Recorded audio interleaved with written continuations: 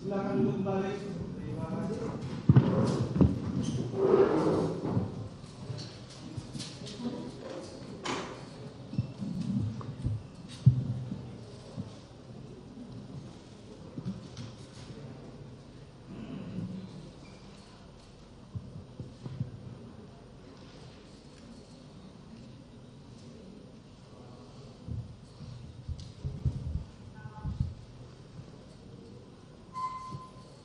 Sidang perkara nomor 297 pidana biasa atas nama terdakwa Mario Dendi Satrio dibuka terbuka untuk umum. Sehat saudara? Sehat yang mulia. Siap ya? Siap Baik. yang mulia. Hari ini adalah giliran saudara untuk dan tim penasihat hukum saudara untuk mengajukan atau membacakan nota pembelaan. Siap ya? Siap yang mulia. Baik. Izin yang mulia. Saudara lebih dulu. Siap. Saya akan menyampaikan nota pembelaan pribadi saya terlebih dahulu. Dibuka aja biar lebih jelas. Saya akan menyampaikan nota pembelaan pribadi saya terlebih dahulu yang mulia. Ya, Namun baik, silakan. dilanjutkan oleh penasihat hukum. Ya, baik. Dan sebelum saya membacakan, izinkan saya untuk memberikan fotokopi dari hasil tulisan saya yang mulia. Ya.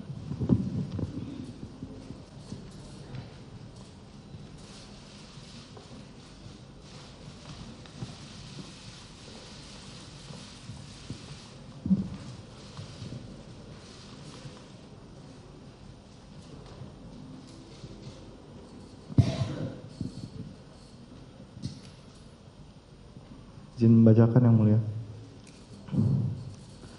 Majelis Hakim yang mulia, jaksa penuntut umum, serta hadirin sidang yang terhormat. Selamat pagi, salam sejahtera untuk kita semua.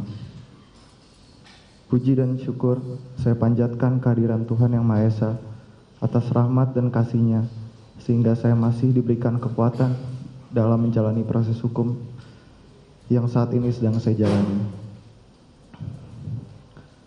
Dengan rasa hormat dan kerendahan hati, saya mengucapkan terima kasih kepada Majelis Hakim yang mulia yang telah adil dan bijaksana dalam proses pemeriksaan pada persidangan.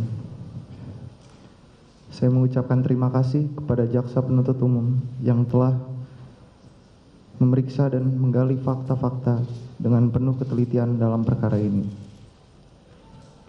Saya mengucapkan terima kasih kepada penasihat hukum saya atas pendampingan hukum yang saya terima pada proses pemeriksaan. Setelah mengikuti proses persidangan yang begitu panjang, tibalah kesempatan bagi saya untuk menyampaikan nota pembelaan pribadi. Pada kesempatan ini, mohon berkenan untuk saya menyampaikan isi hati dan pikiran saya yang saya tuliskan dari balik jeruji di Lembaga Permasyarakatan Salemba. Pertama-tama, dengan rasa penyesalan mendalam dan hati yang tulus, saya ingin menyampaikan permohonan maaf dan rasa prihatin saya kepada saudara Kristalino David Ozora dan keluarga atas dampak dari perbuatan yang telah saya lakukan. Saya menyadari tidak ada satupun yang dapat saya perbuat untuk merubah segala sesuatu yang terjadi. Hanya penyesalan dan rasa bersalah yang selalu saya rasakan saat ini. Namun, hal itu tidak menghentikan saya untuk selalu meminta pengampunan kepada Tuhan dan memohon agar saudara David dapat segera pulih dan diberikan kesehatan. Saya meyakini pemulihan terhadap saudara David dapat terjadi sebagaimana ada tertulis dalam Alkitab pada Injil Lukas 1 ayat 37, sebab bagi Allah tidak ada yang mustahil. Saya mengucapkan permohonan maaf saya kepada kedua orang tua saya,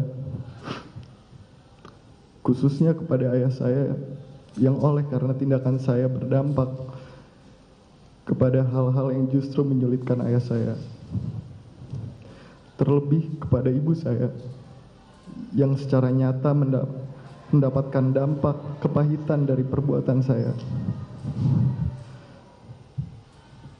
Tidak ada menit yang terlewatkan untuk memikirkan orang tua saya yang membiarkan buah hatinya dapat bertumbuh dan berkembang ke arah yang baik. Namun saya justru memberikan luka yang begitu mendalam. Tak henti saya menyesali oleh karena perbuatan saya menempatkan ibu saya dalam kesendiriannya memperjuangkan saya dan ayah saya. Kemudian saya meminta maaf kepada kakak dan adik saya yang oleh karena perbuatan saya memberikan dampak dan kesan buruk. Saya berharap kelak keluarga kita dapat berkumpul kembali seperti sedia kala sesuai dengan rencana baik Tuhan. Saya juga ingin menyampaikan permohonan maaf kepada Agnes Gracia, terlebih untuk orang tuanya yang telah memberikan kepercayaan kepada saya. Namun oleh karena perbuatan saya telah memberikan kecewaan yang begitu besar. Tak pernah terbayangkan hubungan yang telah kita jalani mendapatkan cobaan yang begitu berat, terpisah jarak dan waktu, dan kerinduan yang mendalam. Tidak ada hari yang terlewatkan tanpa menyesali perbuatan saya yang mengakibatkan orang yang sangat saya sayangi terlibat dalam permasalahan ini, yang kemudian menempatkannya pada kondisi terburuk dalam hidupnya. Dengan pertimbangan yang kurang terukur, saat mendengarnya mendapatkan pelecehan seksual, saya menemui kebuntuan yang berdampak pada tindakan-tindakan kekerasan. Dengan penyesalan yang mendalam, tidak ada hentinya saya berdoa agar kita terus mendapatkan kekuatan dalam melewati masa sulit ini. Saya mengucapkan permohonan maaf saya kepada Shane Lucas, teman saya yang tidak mengetahui apapun tentang permasalahan ini, namun harus bermasalah dengan hukum. Saya tidak menyangka perbuatan saya telah menempatkan kita dalam situasi yang sangat sulit. Saya meyakini bahwa kalimat yang sering kita lihat di lapas, yaitu kami yakin bisa berubah, menjadi dogma kepada kita, sehingga perubahan ke arah yang lebih baik itu dapat terjadi. Saya berdoa kepada Tuhan agar kita mendapatkan putusan yang seadil-adilnya dalam permasalahan ini. Saya mengucapkan permohonan maaf yang setulus-tulusnya kepada masyarakat luas dan pihak terkait yang mendapatkan dampak langsung maupun tidak langsung atas perbuatan yang saya lakukan. Semoga kesalahan yang saya lakukan menjadikan saya lebih baik ke depannya. Majelis Hakim yang mulia, selama penahanan, saya menyadari dampak yang terjadi atas perbuatan yang saya lakukan. Tak pernah terpikirkan peristiwa itu akan terjadi. Seumur hidup, sedikit pun saya tidak pernah menyukai kekerasan, bahkan memiliki suatu niat atau rencana atau pikiran untuk melukai seseorang. Tak pernah terbayangkan saya dapat melakukan kekerasan yang seharusnya tidak ada dalam pertemuan itu. Saya sungguh menyesali kejadian itu, karena memang pada dasarnya tidak ada niat atau rencana untuk melakukan kekerasan itu.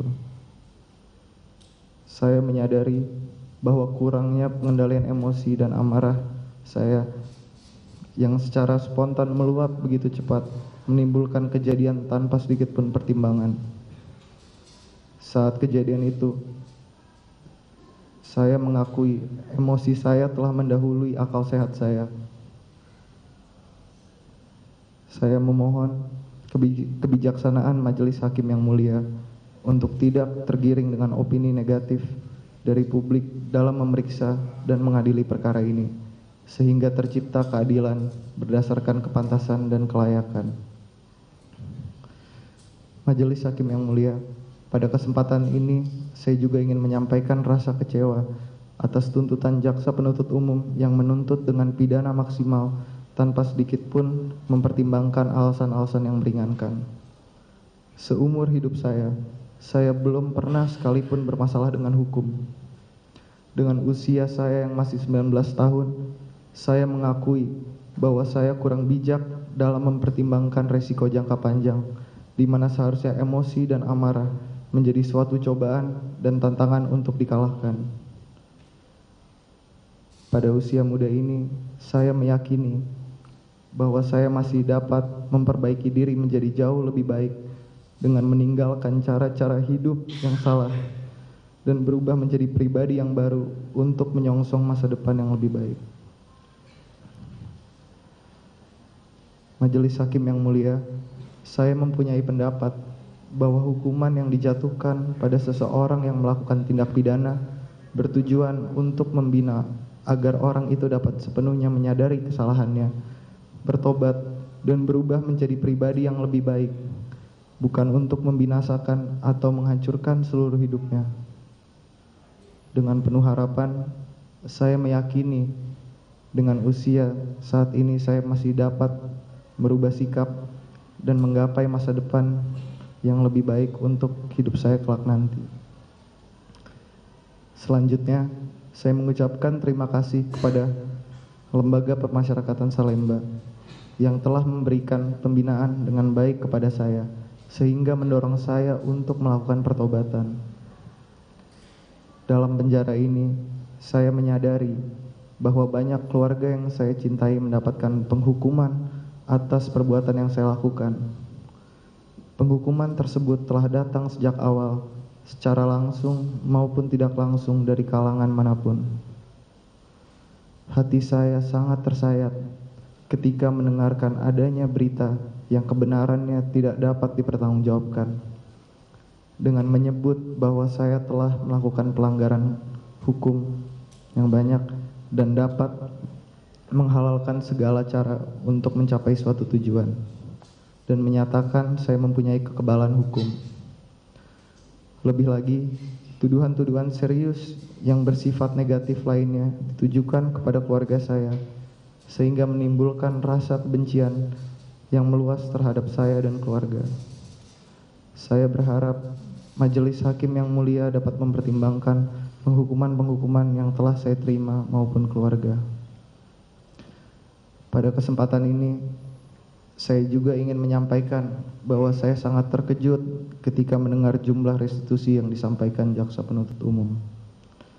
Sejak awal kejadian, pertanggungjawaban atas kerugian yang dialami keluarga korban menjadi suatu beban moral bagi saya. Dengan jumlah restitusi yang sangat besar tersebut, maka dengan itikat baik, saya bersedia membayar restitusi sesuai dengan kemampuan dan kondisi saya, yang mana saat ini saya sedang menjalani hukuman pidana, belum mempunyai penghasilan, dan tidak memiliki harta apapun. Saya memohon kepada Majelis Hakim yang mulia agar dapat mempertimbangkan hal ini sesuai dengan kondisi saya dan hukum yang berlaku. Majelis Hakim yang mulia, saat menjalani masa penahanan pada proses hukum ini, saya mempedomani ayat Alkitab pada Hosea 14 ayat 2-3 yang menyatakan, "Bertobatlah, hai Israel, kepada Tuhan Allahmu, sebab engkau telah tergelincir karena kesalahanmu. Bawalah sertamu kata-kata penyesalan, dan bertobatlah kepada Tuhan. Katakanlah kepadanya, ampunilah segala kesalahan, sehingga kami mendapat yang baik, maka kami akan mempersembahkan pengakuan kami." Ayat tersebut mendorong saya benar-benar untuk bertobat dan memohon ampun kepada Tuhan, kepada keluarga saya, kepada keluarga besar David, terutama kepada David sendiri. Sebab saya telah melakukan kesalahan yang mengakibatkan kondisi kesehatan David seperti sekarang ini. Majelis Hakim yang mulia, dalam penyesalan yang saya rasakan dan pertobatan yang saya lakukan saat ini, saya senantiasa menaikkan doa seperti ada tertulis dalam kitab Mazmur 51 ayat 3-5. Ya Allah, tunjukkanlah belas kasihan-Mu kepadaku, karena kasih setiamu, karena rahmat-Mu yang besar. Hapuskanlah semua kesalahan yang kulakukan. Hapuskanlah kesalahanku. Bersihkanlah aku dari dosaku. Aku tahu bahwa aku telah melakukan yang salah. Aku selalu mengingat dosa itu. Dengan sikap penyesalan dan pertobatan, saya sebagaimana saya sampaikan, saya berharap Majelis Hakim yang mulia dalam memeriksa dan mengadili perkara ini terlebih dahulu berbisik dengan hati nurani, hingga pada akhirnya dapat memberikan keadilan yang sepantasnya kepada saya melalui ketukan palu majelis hakim yang mulia. Pada akhirnya, saya memohon dengan segenap kerendahan hati agar majelis hakim yang mulia berkenan memeriksa dan mengadili perkara saya untuk memberikan putusan yang adil dengan mempertimbangkan masa depan yang harus saya tempuh. Karena saya yakin dan percaya majelis hakim yang mulia akan memutuskan perkara ini bukan untuk membinasakan atau mengakhiri hidup saya, namun akan memutuskan dengan hati nurani yang penuh kemurnian. Demikian nota pembelaan pribadi ini saya sampaikan pada persidangan pada hari Selasa tanggal 22 Agustus 2023. Semoga Tuhan menyertai kita semua. Hormat saya, Mario Dendi Satrio. Baik. Itu aslinya. Itu yang asli. Siap yang mulia? Yang asli bisa diserahkan. Siap. Penuntut umum juga diberi ya.